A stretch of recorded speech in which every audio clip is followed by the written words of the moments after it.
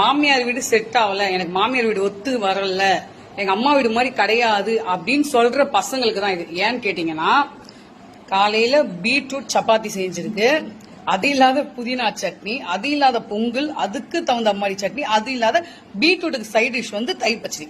இதெல்லாமே பத்தாது, எனக்கு இதை சாப்பிட மூடு கிடையாது, எனக்கு ஆப்பம்பால் இருந்தாதான் நான் சாப்பிடுவேன்னு சொல்லிட்டு எத்தனை மணிக்குன்னு பாத்தீங்க, ஆஃப்டர்நூன் 12:30 ஆக போகுது. சோ 12:20 வச்சுக்கோங்க.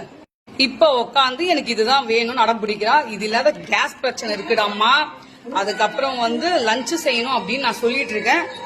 எனக்கு இதுதான் வேணும் அப்படின்னு சொல்றான். நீங்க என்ன சொல்லுவீங்க இதுக்கு? சொல்லு. ஆன்லைன் கிளாஸ்மா, வாட் ஐ வில் டு. இல்லன்னா 6 மணிக்கெல்லாம் எழுந்துப்பாங்க.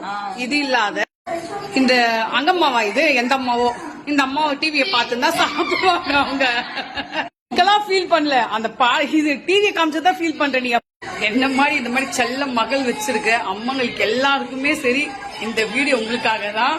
நீங்களும் கமெண்ட்ல ஆமாவா இல்லையா அப்படின்னு சொல்லுங்க. உங்க வீட்டுல இந்த மாதிரிலாம் இருக்குல்ல, அறந்தவாள் பிள்ளைங்க இருக்குல்ல, நடி அறந்தவாள் கரெக்டா? இதெல்லாம் மாமியார் வீட்டுல ஒத்து வருமா? இந்த மாதிரி நம்ம நினைச்ச மாதிரி சாப்பிடுறது, நினைச்ச மாதிரி செஞ்சு யார் தருவா?